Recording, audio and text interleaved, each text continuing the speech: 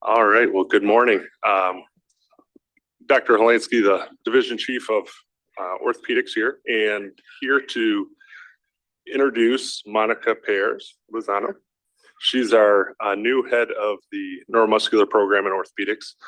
We're very lucky to have her here. She comes from Miami, where she kind of single-handedly developed a CP program there and has brought her talent here. She's very passionate, as you've met her yet. I think we really got a great hire in her to lead this program kind of into its next phase of growth and improving the care of these kids. She could go through her whole CV, but we won't do that. One of the biggest things, she's very well known around the country, both from our not just our pediatric academy, but has served on the board of our AAOS and really brings a little bit of that perspective and national spotlight onto our orthopedics program here. And we are very lucky to have her. So she's going to be talking about hip surveillance. For those of you that take care of kids with cerebral palsy, you may or may not know about this, but it's something that really most of the big centers around the world are doing to improve the lives of these patients in terms of their hip health and comfort and function. So without anything else, I will let Monica take it away. Okay, I have to switch this a little bit here. Well, first of all, good morning, and thank you to my awesome chief for those kind words. So I've been here for a little bit over 4 months, so still sort of getting to know the system. I was in Miami for the last 10 years, really working on developing the CP Center of Excellence. And before then, I was at DuPont, where I met Dr. Wallace, who's pretty much the reason why I'm here, as well as Matt. And that's where I really fell in love with this patient population. So I figured as an introduction to PCH and, you know, this fantastic community, I wanted to sort of talk about something that I'm very passionate about, which is, you know, saving the hips and how integrated care is really the way to do it. And so that's what I'm going to be talking about today, not just about saving the hips in CP, but really looking at CP as a whole package, right? Because these children have a lot of other issues and a lot of other things that affect how we do on our outcomes. And so I think really it's more importantly on how surveillance early surveillance, truly integrated multidisciplinary care is what really helps them preserve function over a lifetime. So we do know that cerebral palsy as a foundational concept is the most common physical disability of children. It also is defined as a non-progressive brain injury, and we're not going to get into neuroplasticity or any of those things, but for now we are going to say that it is a non-progressive brain injury, which is a correct statement. However, I think it's an incomplete statement. I think there is some misunderstanding in terms of what cerebral palsy is as a static condition. Just because the brain doesn't have a progression doesn't mean that our musculoskeletal consequences don't progress. And I think that's important to know. So there's a lot of different musculoskeletal manifestations, and that's why I'm talking about something neurologic here, right? So the CNS pathology, whether it's upper positive or negative features of upper motor neurons, have an effect on our musculoskeletal health. And we end up with muscle shortening, contractures, bony deformities, joint instabilities, and all of these does evolve over time and is influenced by growth. So growth is a driver of deformity, right? It's an accelerant. We know that we have imbalances between the bone growth and the muscle length. We have increased tone and reduced selective motor control, all of which have a predictable progression without intervention. So how do we start knowing about this? How do we start talking about it, communicating, and really getting to know what CP is and how we can stratify it? So we have classifications. We love classifications in orthopedics and a lot of the things that we do in medicine. But it's not just a classification, right? Classification is not just the academics. It also helps us predict risk. It can tailor our surveillance, and it can also help us in management. And there's different ways that we can do this. In cerebral palsy, we have anatomic distributions. We have different physiologic tone patterns. And more importantly, the one that we use the most is what is the functionality? And this is the functional classification, which is our gross motor classification system. And so if we talk about anatomic classification, we can separate them into quadriplegic, which is total body involvement. Usually these kids tend to be non-ambulatories or very minimal ambulators. We have diplegics or bilateral, where their legs are more involved than their upper extremities. And they are usually ambulatory as well. Again, it's important to know, and I think you guys are now a little bit more aware of this. Just because they have cerebral palsy doesn't mean their IQ is involved. A lot of them are extremely smart people. We have colleagues with cerebral palsy. And so that's also important to know when you're approaching those patients. You walk into those rooms, they may be sitting in a wheelchair, they may be nonverbal. That doesn't mean that they are not understanding everything that you are doing and that you're talking about. So always have that in mind. And lastly, hemiplegic unilateral, where the arms and legs of one side of the body is affected. Now, if we're looking at physiologic classification, we have spastic cerebral palsy, which is the most common. 70 to 80% of our CP patients are spastic, and it involves stiff muscles or restricted motion due to simultaneous co-contraction. So for instance, if I want to do this, my brain automatically knows that I'm going to release my biceps and activate my triceps so that I can have this more, smooth motion. In children with cerebral palsy, everything activates at the same time. So everything is co-contracted. So they're going to try to do that, and it's very rigid. And so that's what spasticity is. Luckily for us, being it the most common, it's also the one that's more amenable to operative treatment, is the ones that we're able to control a little bit better. Then we also have dyskinetic cerebral palsy. And this is characterized by involuntary uncontrolled movements or like writhing movements. And you have acetosis. And this is all linked to issues and dysfunction of the basal ganglia.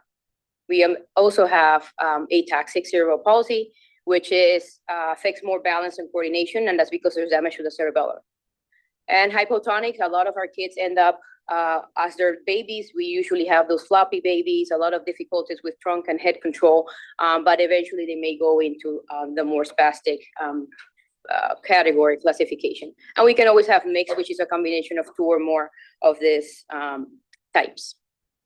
And our most powerful tool, GMFCS, the Gross Motor Function Classification, it not only classifies its functional mobility, but it can also help us predict musculoskeletal risk.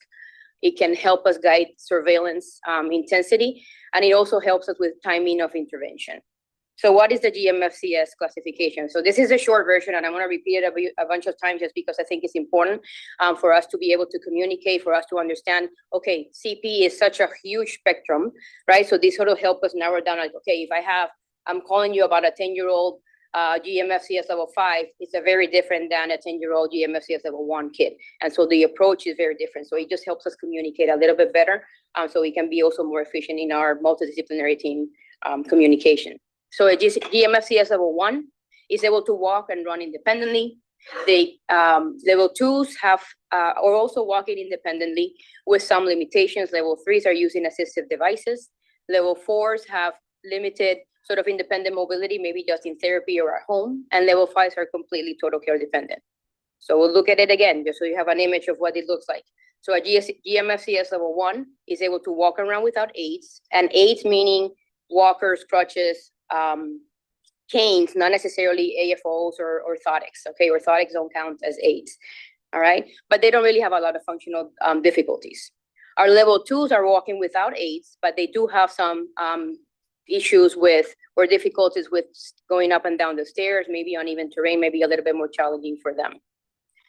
Level 3s are walking independently, but they have the use of aids, meaning crutches, canes, or walkers, and they may need wheelchairs for longer distances. Our level 4s are able to weight bear for transfer, so they're more helpful for that. They may use a more involved walker, such as a gait trainer in therapies or at home, but usually they'll need a wheelchair for other purposes. And level 5s are really those total care patients that are very dependent on caregivers to do any sort of mobility.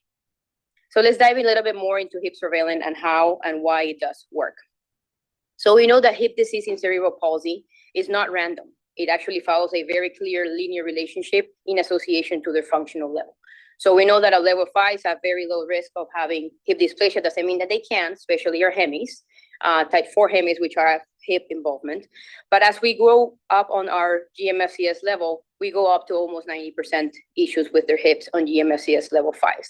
So it's not just related to tone pattern, it's also have this relationship with increasing severity of involvement. And so let's look directly at what is the natural history of CP, of the CP hip. So as opposed to our developmental dysplasia of the hip, and this is a very common misconception, our hips with DDH, our babies with DDH, are born with a hip that is already out of the socket. They already have the anatomic abnormalities and it's already out. In kids, or most kids, just because sometimes you can have a little combination of both, most kids with cerebral palsy or kids with neuromuscular disorders, they have a perfectly normal anatomic hip at birth. But because of all of those undue balances and lack of coordination or overpowering or certain muscle groups over others, the hip then eventually migrates out of the socket. Okay, and because this hip it's an immature hip, it hasn't fully formed into bone, we sort of see those progression in the bony changes later in life. So for instance, you have here a normal hip. These are the main key players that are pulling the hips out of or getting that progression, that lateral progression. The hip adductors, adductor longus, adductor brevis, your flexors with your psoas and your gracilis, these are the main drivers of disease. And so you have all these deforming forces that eventually will get that hip out of the socket. And I think it's important to know this is something that doesn't happen overnight. A lot of times if we're not looking, we don't know when this happens. This is not like, oh my goodness, did this happen because I carried him wrong the other day, or maybe we started at a new therapy place. Again, this is something that is progressive and it happens over time. So it's nothing that they have done wrong. It's not that they weren't doing the therapy. It's just something that happens, okay? So why is this important? If we do nothing about it, so let's just follow what the natural history would look like even on a simple x-ray. One of the ways that we see it is we look at the migration percent, or what percent of the head is out of the socket. So we're looking up here. Let me see. Nope, I don't have a pointer. So if you look at the first one, I have the mouse, but it's not working. There it is. There you are. Okay, beautiful. So you're measuring the percentage of the head that's outside of the socket based on sort of that lateral edge of the acetabulum there. So here is a child with cerebral palsy. Let's say he's a GMFCS level 4 or 5, I think is what we have there. So at age 18 months, when we start sort of thinking about, or 2 years when we really thinking about doing surveillance, you have a 10% migration. By the time that they are 2.5 years of age, about 25%. So you can see now that the ossific nucleus, it's forming more, because now we're not seeing just the cartilage, we're seeing the bony, but then you see how the hip have a higher percentage outside. When we are here already at, oh, sorry, there you go. By 5 years of age, we're 40% out. By 7 years of age, we have here 40% now, but you can start seeing also changes on the bone. So it's not this rounded, this nice rounded hip here. You start seeing some flattening of the head, and you also start seeing some dysplasia of the acetabulum, because now you don't have a concentric hip there, you're pushing it out, and so it's starting to have effect on the bony and how the shape and the anatomy of that hip joint is. By the time that they're 11 years old, the hip is completely dislocated. And this is at 13. You have, not only is dislocated, the acetabulum really didn't form, you have a lot of arthritic changes. And you can imagine how not having this is going to be extremely painful for them. And this is why we try to do this early, okay? So there have been a lot of amazing groups working on what is it and how do we do this? So the American Academy of Cerebral Palsy have done a really good work on collecting data from different countries, multinational, multi-center, and it becomes a repeated structured monitoring. And this is based on GMFCS levels, because as we know, there's a linear progression and a linear relationship between them. And this also helps us determine when we are supposed to intervene to prevent this irreversible damage. This is also from another organization, the Pediatric Orthopedic Society of North America. They also put out what the timing is, the schedule based on your GMFCS level. And so you're doing this x-rays, doing clinical follow-up, and then it gives you some guidelines as to how to do it. Now, nobody's going to remember this. I don't even, it's hard to find it sometimes on the website. And because now in these days, we are able to do everything on our phones, there's beautiful applications that we can do that. I will say that I will give PCH props because they actually have done already some of the work here. with not just PM&R and orthopedics in radiology. If you actually go into your X-ray orders, you actually have a CP surveillance pelvis order. And if you order it this way, they'll know how to read it. And they'll read it not saying, oh, this is, typical, bony changes in a neuromuscular kid, but they'll actually have a migration percent, and they'll actually have a classification on how bad this is, which should prompt everyone then, whether you're a pediatrician, whether any CP patient that came to you, you will know that maybe they should be referred to orthopedics for follow-up. And so the other way to do it, and I actually teach a lot of the residents just because not every institution is able to have this, or if you're a practicing pediatrician, maybe in the community, you may not have access to our system. There's this free app, it's called Hip Screen, and you actually have a nice summary of what hip surveillance is and why it helps. It actually has a hip surveillance schedule on it if you click on it. And you actually can even if you get just a random an AP X-ray, you are able to just from the screen, take a picture, and you can actually measure. It has a nice little ruler so that you don't even have to do all the calculations or anything for you. So it's actually quite simple to do it. I don't know if you're able to see it right there. So you sort of take a picture of the screen, you rotate it out, you have those horizontal lines so that you make sure that the pelvis is not rotated. So that's me trying to do that. Make sure that it's good. You can go counterclockwise, clockwise to make sure that you are happy that it's nice and stable, because we want to make sure that we have a good X-ray. And then you get your ruler. And so you have those vertical lines, and each vertical line is 10%. So you're going to put the outer edge of the head on the white line, the inner edge of the head on the black line, and every line there is 10%. So you have 10, 20, 30%. And the red line is more than the red, you're already a hip at risk. And that's when you hit the button to refer to orthopedics, okay? So what are the goals of cerebral palsy management? So the way that I like to explain this to, our students, residents, or clinicians, and especially our parents, is why is it important to check the hips? And I already explained why that's important, because long-term, these are the potential issues that they can have, but also because we don't have to do salvage surgery. We don't like to do salvage surgery. So I like to tell them there's 3 ways to intervene. We can have preventive surgery, we can have reconstructive surgery, and we can have palliative surgery. And if I could do preventive surgery every day of the week, I would love to do that. It's a very simple procedure, as opposed to a palliative, which is much more involved. It requires a lot more bleeding, puts the kids in a lot more discomfort, pain, and the outcomes are not as great as they are with just a simple preventive surgery. And so that's why it's important to understand that these are the different levels. And if we see them when it's early and we can still do preventive surgery, obviously that makes the job for us a little bit easier. So let me tell you what that looks like, okay? So if we have here in terms of soft tissue releases, and again, this is literally like my favorite surgery to do, I mean, reconstructive too.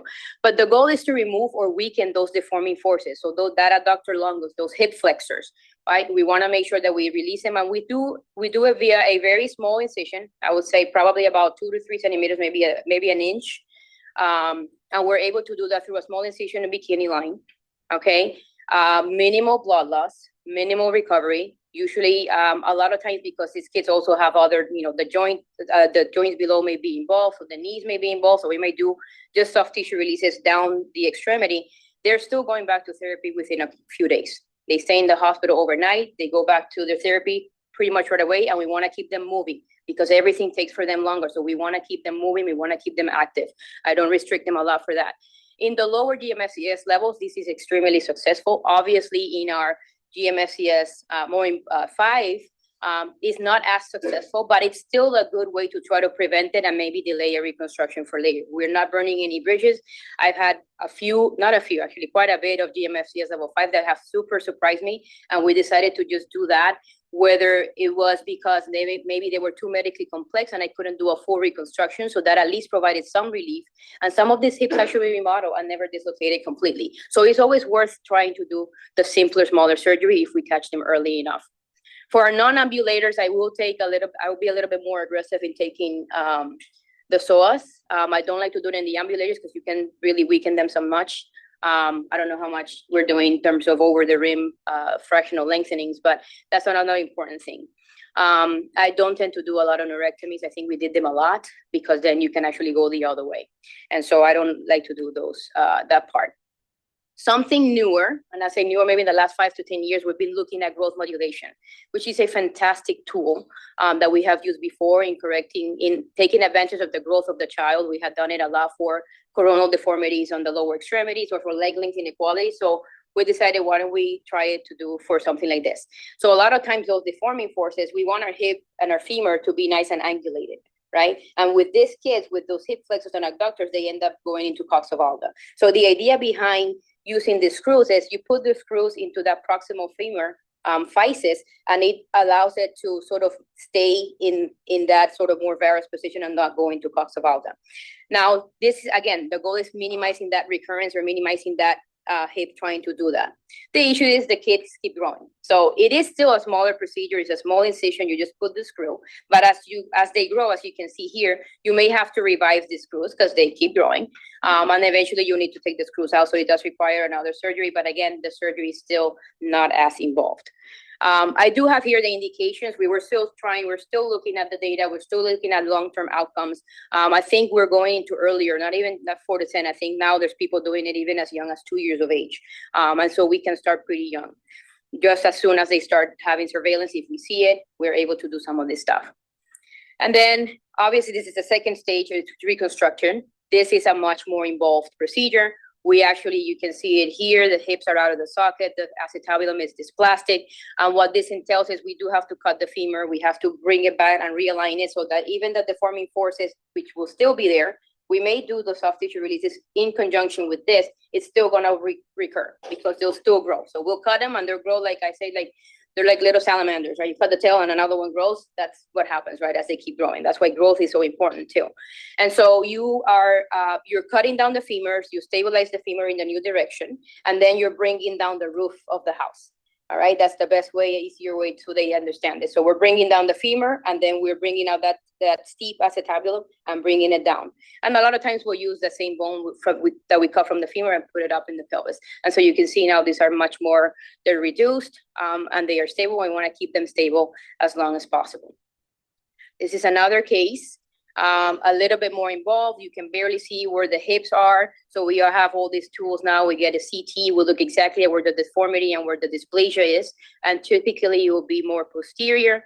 But nonetheless, we're still able to reduce these hips pretty concentrically. And this is what it looks like clinically, right? So this is why it's so important. So this child, GMS used about, he was 10 years old, almost 11, GMS level 5. They lived in the Keys, which means in Florida, they don't get any care at all. And so the reason why they even came in is because they were having extreme difficulty just with diapering, right? So yes, maybe they're not in pain right now, but because the deformity and the arthritis will develop later, but even just their daily care, how comfortably is he gonna be sitting on a wheelchair, which is his primary mode of ambulation, right? So he's not comfortable, they can't change his diapers, it's extremely difficult. This child here is under anesthesia. There's no dystonia, there's no spasticity, and he still has a lot of this difficulty to do that, okay? They also have a lot of rotation. So this is for my more musculoskeletal inclined people. This is an AP, and this is how much rotation he has. So you can see on the back there, that's oh, sorry. There we go. There we go. Sorry, I can see it on my screen, but not on yours. So there we go. So this is how much rotation also he has. So it's a multiplanar deformity. So you're derotating as well as, correcting the varus, as well as getting some shortening. So there's a lot of things at play that you all have to address if you want to have more improved outcomes. So that's the AP right there. And this is how much rotation he has. So, I mean, it's pretty significant deformities. And, this is what he looks like after a VDRO, and you can see he's just sitting there, nobody's holding him. You're able to do that, and you can imagine this is a lot easier for them to take care of. Now, when he wakes up, it's not going to be like that, right? He's going to also have some spasticity, and that's why we have to manage all the different things. But nonetheless, at least there isn't a contracture and there isn't a bony or anatomic block to it any longer. And this is the last case, which is palliative surgery.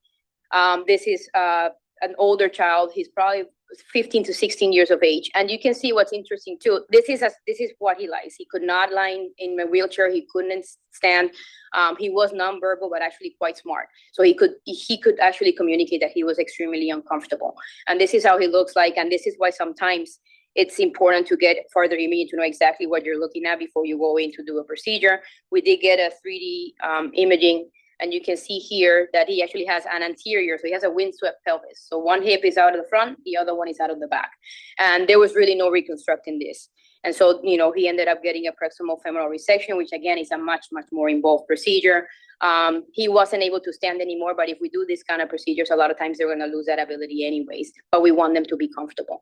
And sometimes these can still have other issues with heterotopic ossification. And so even the pain and the comfort is not as predictable. So we don't really like to do this. There are other ways to try to do this palliative procedures, but none of them really have great outcomes. And so what have we achieved with surveillance? And these have been done, there's population level data that shows that there's fewer dislocations, obviously in countries that we're able to do that. We are doing it here, but it's more based on institutions and recommendations. And so what that does is it decreases the rate of hip dislocations. It increases the success of our early surgical soft tissue procedures, decreases the need for salvage procedure, and although overall it does improve the quality of life. So it's not just x-rays, right? We want standardized timing. We have some clear threshold for action. We also have to examine these patients, right? So it's not just, okay, the x-ray shows this, but they have excellent range of motion, so we're watching. And so those are the guidelines that are important to also have. What about tone management, right? You can have a beautiful x-ray, but if they are dystonic and the dystonia is out of control, forget it, those hips are coming back out. So that's why then we start thinking about the importance of the multidisciplinary participation. And obviously we're engaging the family, because everything that we do, especially with these kids, is not that they broke their elbow, you fix it and you never see them again, right? We have to have really good shared decision-making. These are kids that are with us their entire life. If we had it our way, I would still do the adults here, but that's a talk for another time as well. So those will be important. So what are the key lessons from hip surveillance? We have early detection, coordinated care are going to give us better outcomes. Timing is important. Surveillance have to have team ownership. And then when this is fragmented, this is not going to be good, and you're not going to have good outcomes. So where is this gap? Let's say we did great, just the hips. What about the knees? What about the feet? What about the dystonia? What about everything else? Because they're not just a hip. So one of the important things, like, okay, now we were successful in just the hips.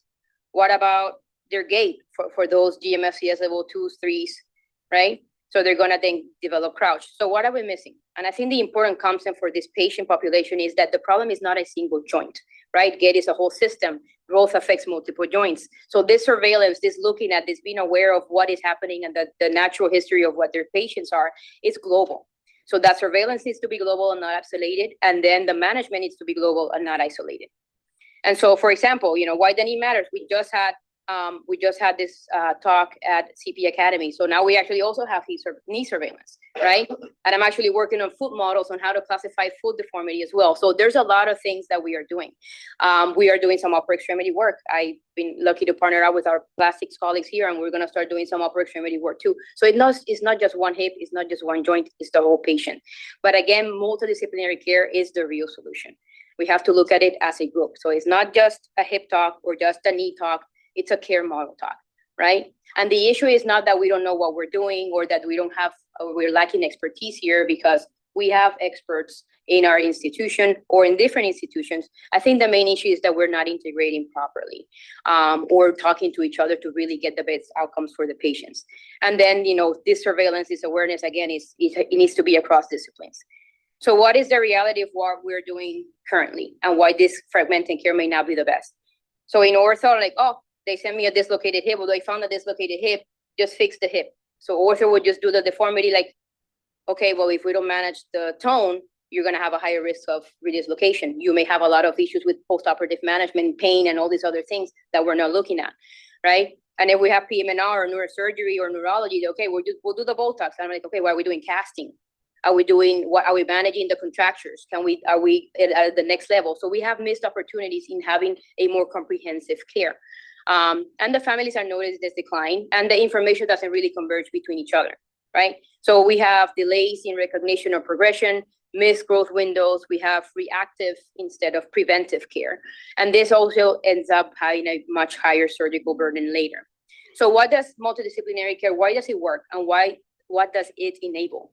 It gives us more longitudinal monitoring. A single team cannot do all of it, right? So if we have everybody, and if we are all seeing these patients, right, you can be in GI and they'll show up because they have a G-tube malfunction, or any CP patient that shows up, we would all be aware of what we're doing, and then we can get them into the right direction. So this also allows us for shared decision-making, timely escalation, consistent messaging to the family, which is also key. And so who needs to be at the table? So we need a whole team, right? It's not just orthopedic surgery, PM&R, neurology, neurosurgery. I did add plastic surgery as well to it.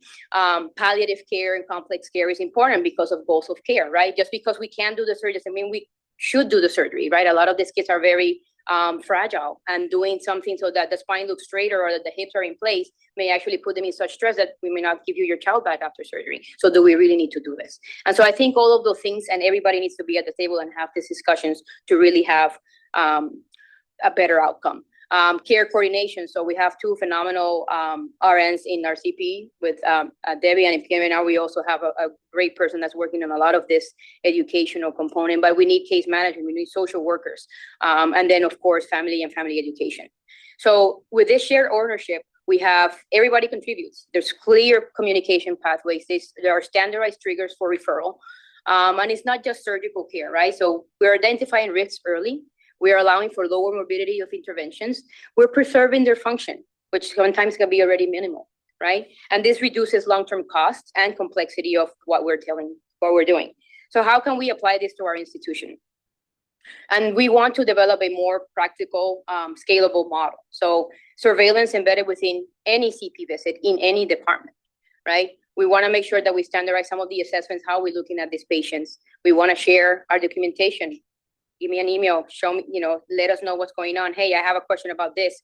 There are people here that are able to help with that. I guess now. So do we need a new specific CP clinic? I think eventually it will be a great idea, but right now we can start already, right? We are here, we have, a great email system, or, whatever the Vocera it's called, or, just reach out. So we don't need to have a clinic right now. I think eventually it will be something that we're looking at. I know my boss is looking at me. But we don't have to have it right now to still be able to do these things right away. So any kid in any department, whether it's developmental pediatrics, whether it's GI, whether it's neuro, there's a kid with a diagnosis of cerebral palsy, we know that we need to be aware of doing this and then refer them to the appropriate people. So why is this important for the families, right? They're gonna have fewer surprises. They're gonna have much more clear expectations. They have coordinated messaging, and this ends up having much more trust in the team that they are receiving at PCH as an institution, not just with ortho, not just with neuro, not just with plastics, or not just with PM&R, okay? And why is it important for us as clinicians? We have better timing for referrals. We reduce burnout because we're getting kids early where we can still do a lot of things, and it does, it takes us away from having all this complexity and I can't do anything and my hands are tied and I can't do all this stuff. And you have more clear and defined roles. And this all ends up having improved outcomes, which everybody wants improved outcomes, okay? So key take-home messages. We know that cerebral palsy musculoskeletal disease is progressive. The growth is a critical window, so it's important to keep that timing in mind. And that surveillance works when it's systemic. The multidisciplinary care multiplies the impact of what we can do for this patient population, and prevention is always better than salvage. So again, saving the hip requires more than surgery, early surveillance, growth awareness, integrated teams, and the shared responsibility for these outcomes. So thank you very much for that. Did I stay on time, sort of? Cool. Any questions? Yes, sir. I know we're very excited about that. Yes. So is there an age range that we started at a particular age? Good, thank you. So yeah, like I mentioned, I know there's people that are doing it as early as 2 years of age. So I think once we start seeing these patients, because usually our surveillance starts around 2. If they are already coming out and it's already significant vulva, which is the case in some patients, you can start as early as that. I haven't done a 2-year. I think the younger one I've done is like a 3.5, almost 4. Age where they might be too old. And so I think I had the official ones from the latest data that was around 10. And typically we want for growth modulation to work at least 2 years of growth remaining to be able to do that. And, usually, let's say for like the distal femur and things like that, that may be a little bit more lenient. I think for this particular one, we're really pushing more towards the earlier range. I would just say, I think that's the feel is earlier is better. The proximal femur, we still don't totally understand growth patterns. Right. And, usually anything you do at the trochanter after the age of 8 doesn't do a lot. So I think people are thinking it's likely you have to do it before then. So I think the shift has been earlier, but as Monica showed, it does get to be a little bit more of a technically challenging doing it in the smaller and smaller kids. Yes. Because you don't get a big fight when you're doing it. So it's one of those surgeries that seems really fun and really easy to, but you're like, oh man, this is a little bit more tricky than. Yeah. But it's as you guys probably know, the recovery is like it's not even in the same ballpark as doing reconstruction. Yeah. Like kids are up the next day, that day walking. So, yes. Are you want to indicate for referral or based on migration index alone, or also come to Valve? Like maybe they're Cox Valve that they're only out 15%. So one of the things that I like to do if in those kids that they may be very young, so they may have some Cox of alga, the migration per se may or may not be just there because they're usually younger. I like to also get see how much abduction. So it's not just the X-ray. So typically we say refer after after 30% is when there's a hip at risk. But if you're concerned and you check clinically and like, you know what, I can't even get this kid to 30 degrees. So usually it's 30 degrees, 30 migration percent. And 30 degrees, lack of 30 degrees of abduction. So less than 30 degrees of abduction. If you're concerned anytime, you can let us know. But you're not as concerned about Cox Valve as. So that's why the proximal growth modulation is helpful. So I think we're managing Cox of alga a little bit more than we used to because, for, the soft tissue releases that we did before, depending on the GMFCS level, we may or may not take those hip flexors, which is the main driver for Cox of alga. And so I think it's something that we're still looking at. It's still young, but if there's any concern of we'll figure it out. We'll talk about it, and then we'll decide with the families as well, so they understand what's coming. Yeah, I want to hear from the Zoom audience. Was bone health also a concern? It seems endocrine specialists should be involved. Are they part of the work group? I think that it's extremely important. They have a lot of bone, fragility, and the quality of the bone. So I think almost all of the kids, I'll have them on vitamin D. A lot of them are actually also on biphosphonate. So I think, yes, we can also add endocrinology list. We're actually just talking about, hip, fractures in children with CP right after this with our residents. So yes, it's very important. And then what would be the role of the general pediatrician? Because I wasn't on the thing there too, but obviously, they're the starting point for getting a lot of kids in anything so specialized. So it's being aware that we are doing things for them. We can do things for them. I think the newer recommendations will be like, okay, this is just a complex kid. Are we really looking at the hips or not? And I feel like, I haven't gotten a sense just yet of the entire general, so peds community. In Florida, we had lots and lots of community pediatricians, and I will frequently go like yearly to do this kind of talks because they weren't even aware that we were able to do this or that we had to check the hips or that they could actually do something about it. And so I think the role from our side as PCH is educating our general community pediatricians, to do the referrals. They are able to, I'm not going to ask them to do the x-rays themselves if they don't feel comfortable doing that, but at least being aware of that and then doing the referrals, usually after like a year or two. Now we have early interventions, so early diagnosis and all these other things are happening. So if we have that diagnosis already or we're thinking about it, just send them over.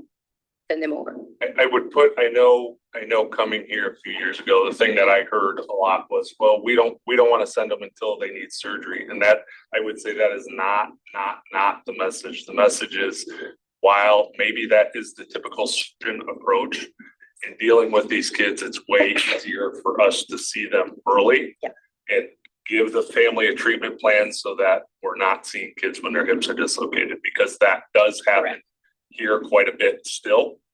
We're improving, but that's still, we more our way on the not getting too many too early that we don't need to see. We're on the getting too many too late. Yeah. After we've missed a lot of potential.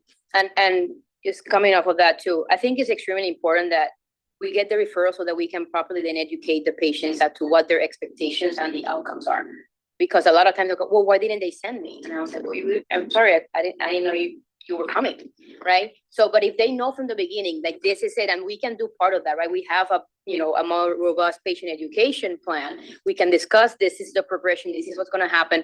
Does it mean he's gonna have to do surgery? I'm like, we don't have to do any of this. This is elective, but I want you to have informed decision. I want us to make a shared decision making. You know exactly where it's coming, and so you expect it, and then we can actually have a better, more participating from the families themselves to understanding where they're going to be in the next 2 years, 3 years, 4 years, and then have the option of saying, I want to do this, I don't want to do that. But if we don't send them to us, there's no way we can do that for them. And these kids, they have a million and other things going on. This is just one more thing that they have to do that. But most of the times, the way that we explain it, the parents actually are very happy to know, like, thank you for explaining it like that. I had a couple of 3-year-olds with significant coxa valga. Hips are already out, but they're extremely medically complex. So I explained, and they were referred to us appropriately. So they had an x-ray. I think it was one of our PM&R colleagues. And I explained to the parents, this is why it happens. This is what's going to happen. But, the child sees 3 times while I was doing my visit. And they're trach and they have a I'm like, there are surgeries to do this. I just don't think that this is something that your child should do. But they were so thankful to just understand why this is happening, to understand what the expectations are, even if they're not going to be able to have the management that we could offer for the patient, because we're not looking at them as just a hip that's out. We're looking at them as the whole picture. So I think that is also very comforting to them, because for many years and many different specialists, they may not know exactly what's happening. So I think that portion of it too is really important for the families.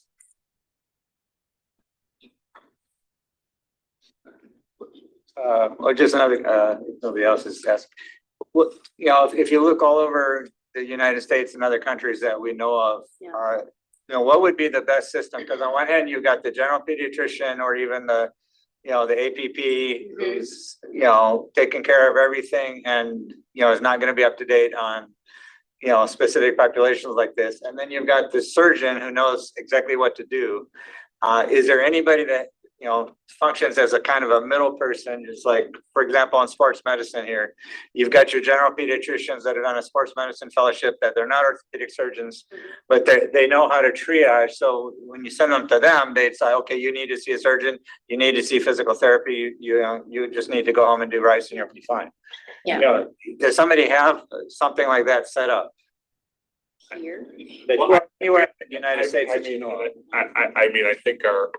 I think the ideal here, and slowly, hopefully we'll be building that up, and great comment, is that's what physical medicine rehab is in most places that have a robust program, is they work closely with orthopedics, closely with neurosurgery to say, we've been doing Botox on this kid. We think they maybe need a rhizotomy or a baclofen pump. They can help coordinate a lot of that. We are already doing that. Like, a lot of this is going on for I would say for the PCH community, it's been a size problem, meaning our PM&R group has been small for a long time. And so that volume has gotten, as Monica brought up, kind of fragmented into pediatrics, neurosurgery, neurology, and PM&R, just to help with some of that. So I think the coordination of it has been lower than it should be, and I think we're building up to that. But I mean, that's how it should work. We're getting there, I think. But and Ray and any of I can see Ray and try to see who else. That's what the ideal would be. So Fun for us. yeah, so I think in an ideal situation, yes, PM&R could be sort of the main convener. I think the reality is, if you go across the US, not everybody gonna have. I didn't have a PM&R, not even a single person. We had no PM&R in our hospital, and that can be quite challenging too, right? I was gonna say, so again, I think the difference here with these kids is Monica, myself, Dr. Belter does a lot of this as well, is we do, if you look at our clinic visits to operative procedure rates, ours are probably some of the worst in our group, because we do a lot of this, and that's okay. That's because not doing it's not Okay, so we're not fracture surgeons, you know, just operate. Every kid we see, we're putting casts on or operate. And when we sign up to do this, we understand that we're going to be seeing, I can't tell you how many AFO prescriptions myself or Dr. Pyers writes. No surgery involved, writing scripts it's just and somehow getting that out to the community, to other referrers, I think we're okay with that. Hopefully PM&R will blossom to be huge and some of that can get shifted. But in the meantime, what happens is, I mean, they have hour-long appointments. We have 15-minute appointments. The volume ends up coming to us quickest. Like if the parents try to do it themselves. Yeah. So we're okay with that. Refer them to us. We'll sort it out. I mean, we just want to get the kids in and make sure they're on the right care path. Because I think, I would guess that most pediatricians in the valley don't really have a clear plan, like, do I send it to PM&R or orthopedics or both or neither, or do I wait? We've been working on if a referral comes in to somehow, and I don't know what the legal rules on this are, to send them to, like if a referral comes in for cerebral palsy, that it goes to both. Yeah. We've been working on some ways to try making that easier because it is confusing. And then even within our own system, I don't know how many neurologists are on, but we have the population we see. We finally are starting to get data on this. The number of kids we see in orthopedics or PM&R, neurology is double that. So like we're only seeing half of the population that's at PCH right now. And it's like, we'll see. And our weights will go up, whatever. If we got to hire more people, that's fine. Like we need to get these kids in so that we're giving them the best care we can. And it'll look a little different by institution. The solution that we have, because we didn't have PM&R and then they would just come to me, is we created a CT center with a number, with staffing, a coordinator, and then they could do some triaging, right? So we'll have somebody that can triage, okay, you know what? This one they've never been seen, but there's the family is complaining a lot of, hip issues or bony issues, or maybe see them with, physical therapy, seen with PM&R, and then that can help us triage. But it's a centralized number. So that for the outside, this is the center for cerebral palsy. And they call that number. And from there, we would have people to sort of help us then redirect who could see them first and who would be the most appropriate to see them first. And that was it actually worked really, really well.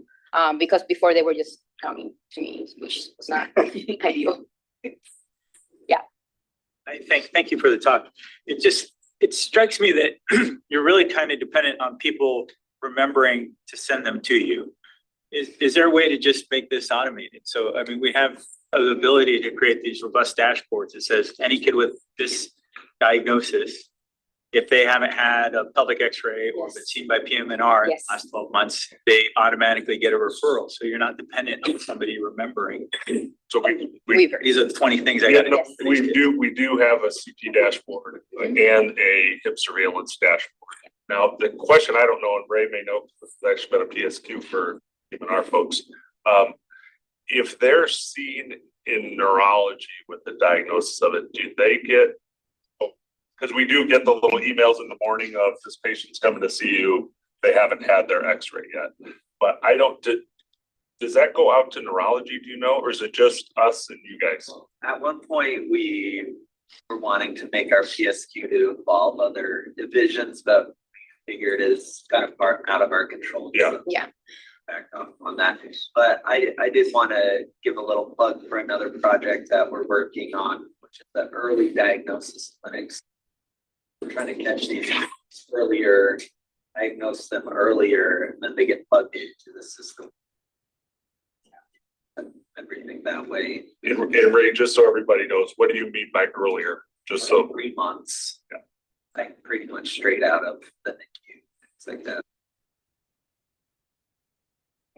I don't know how to get our IT team to say, this patient has a diagnosis of cerebral palsy. Would it be part of, let's say, for a general pediatrician, they'll have a schedule, right? Like, okay, they're going to get vaccines or whatever. You have like, for this, we'll visit. If they have this diagnosis, this should be part of that. One of the things that we have done, I also do a lot of mission work and global work, is, so for instance, in Colombia it was DDH, but eventually we were going to do it through neuromuscular. They have a card that they go to the doctor. Every child has their vaccine card and their screening card. So they'll have the cardiac screening news checked. They'll have this vaccine checked. And then we were able to put hip surveillance as part of their national screening. But again, this all depends on different things. So for an institution, it is easier if they have a good EMR system to just have them like an automatic referral. Yeah, and Ben, I would say we have, Dr. Belzer's kind of done some work on this, showing, we have, can't remember what our latest is at. It's still not great. It's maybe around, he's gonna shoot me because I looked at this data, maybe 40 or 50% that were being successful screening, but that's up from like 12% when we started or something. So it is we still got a very long way to go, but at least in the data he's looked at, we're moving that way. But you're right. I mean, the automated way definitely, for sure. And that's just one other question. Sure. You talked about screening and then surveillance, but so once they start getting these extras, how often are they supposed to get them? So it depends by GMFCS level, right? So if we have, a level 5, they're gonna get them usually every 6 months. The thing is, once they come to us, right, we can continue to do that. Let's say, hey, I missed my appointment with ortho. Hey, have you checked? And it could be one of those checklists that you may have to do on your well visits. But for us, we will keep them, and it depends on that. So that's why the whole scheduling system works. If they're a level 2, we usually get them at 2 years of age. We may not need to get, for another 2 years or so. And then we usually follow them until skeletal maturity to see how things, progress. But once they are on that schedule, it's easier for us to keep track of them. Like we wouldn't want to, do that to people that may not, they have to check from head to toe. Are there any national guidelines yet? For example, Down syndrome, every well check, they says these are the things that you need to do. You need to do the TSH and the CBC, et cetera. Yeah, I mean, I think from the from the screening side, the Pediatric Orthopedic Society of North America has that. I don't know that I have been put into AAP. We do have a section on orthopedics with AAP, but I don't know that they have had this included in their well visits. I know CP Academy has been working on that. We have the pathways, but usually it has not been, I guess, translated to APP. Could be a project. I may be the person to do it. Who knows? We'll see.